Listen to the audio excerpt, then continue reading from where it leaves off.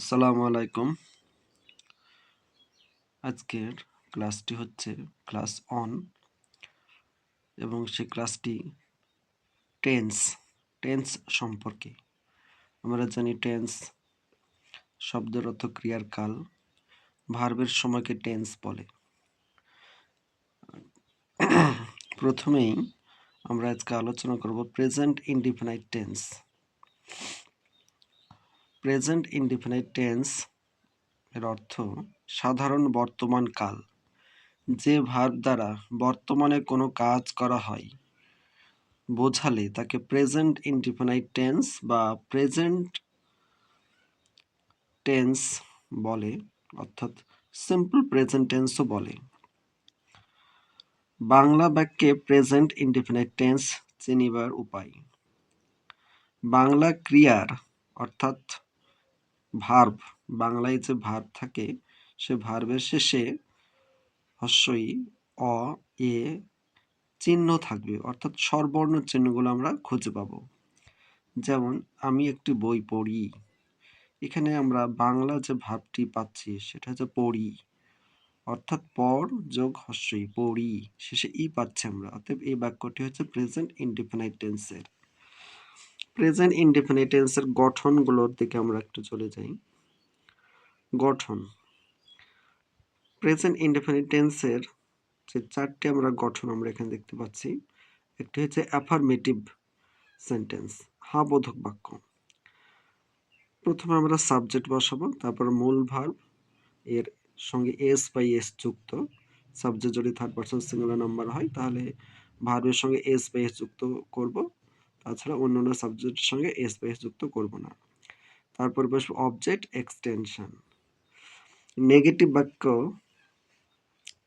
এর গঠনটি হচ্ছে প্রথমে সাবজেক্ট বসাবো, তারপরে ডু নট বা ডাজ নট প্লাস মূল ভার্বের সঙ্গে এস বা এস ছাড়া প্লাস অবজেক্ট প্লাস এক্সটেনশন। অর্থাৎ নেগেটিভ বাক্যে ডো নট বা ডাজ নটের পরে ভার্ব বসবে যেটা, সেটার সঙ্গে এস বা এস যুক্ত করব না। 3 নম্বর গঠন ইন্টারোগেটিভ সেন্টেন্স।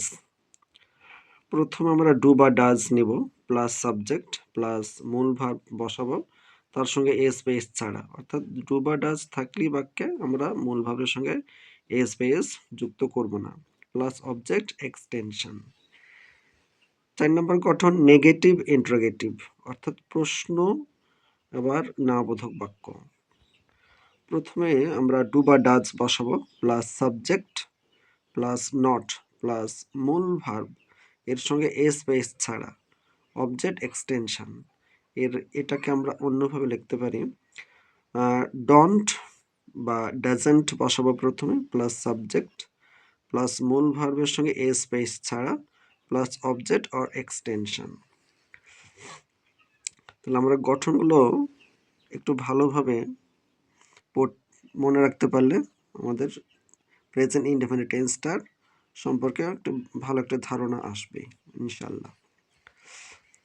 নোট, উপরের গঠনগুলোকে আবার প্রেজেন্ট ইনডেফিনাইট টেন্সের অ্যাক্টিভ ভয়েসের গঠনও বলা হয়। অর্থাৎ উপরে যে আমরা গঠনগুলো শিখলাম সেগুলো আমরা অ্যাক্টিভ ভয়েসেও ওই একই গঠন আমরা পাবো প্রেজেন্ট ইনডেফিনিট টেন্সের ক্ষেত্রে।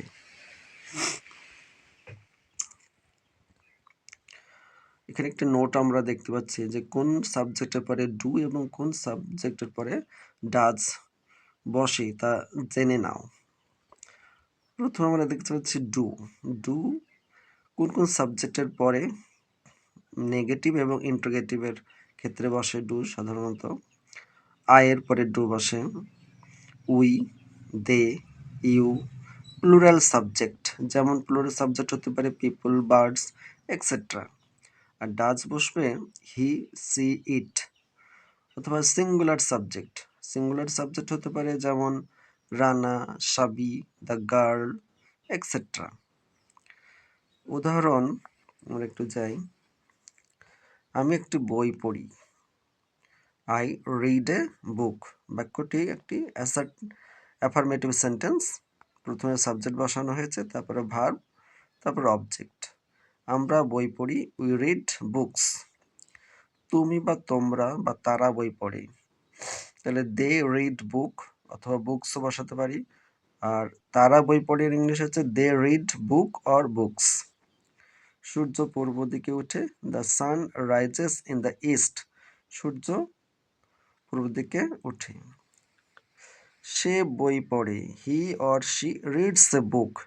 এখানে সাবজেক্টটা থার্ড পারসন সিঙ্গুলার নাম্বার, এর জন্য মূল ভাবের সঙ্গে এস বাই এস যুক্ত হয়েছে। জল 0 ডিগ্রি সেন্টিগ্রেডে জমাট বাঁধে। Water freezes at 0 degree centigrade. সে মাছ বিক্রয় করে, ইংলিশ হচ্ছে হি সেলস ফিশ। সে মাছ বিক্রয় করে না, he does not sell fish. Negative বাক্য এটা, প্রেজেন্ট ইনডিফিনিট টেন্সের, এর জন্য হির পরে ডাজ নট বসেছে এবং মূল ভাবের সঙ্গে এস বেস যুক্ত হয়নি। সে কি মাছ বিক্রয় করে? Does he sell fish? সে কি মাছ বিক্রয় করে না? Does he not sell fish or doesn't he sell fish?